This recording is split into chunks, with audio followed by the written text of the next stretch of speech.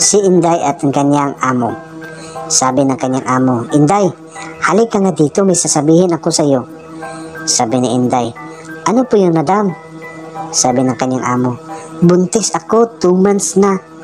Sabi ni Inday, talaga madam? Siguro po magiging kamukha yan ni Sir Bogart, gaya din ng pinagbubuntis ko. Si Itok at si Mukong. Sabi ni Itok, par, balita ko buntis GF mo. Sabi ni Mukong, oo nga par. Sabi ni Itok, congrats par, ba't di mo pa kasalan? Sabi ni Mukong, ayaw ng pamilya niya par.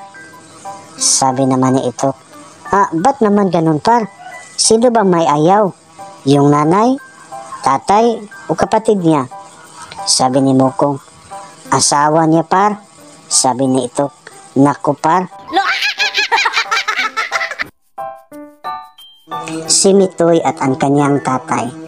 Sabi ng kanyang tatay, o anak, bakit 75 lang ang grade mo sa math? Sabi ni Mitoy, tay, masaya na ako sa 75, at least pasado po. Sabi ng tatay, ano? Masaya ka na sa 75 lang? Sabi ni Mitoy, wag ka tay, half day pa lang yan. Paano na lang pag whole day, edi 150 na yan tay.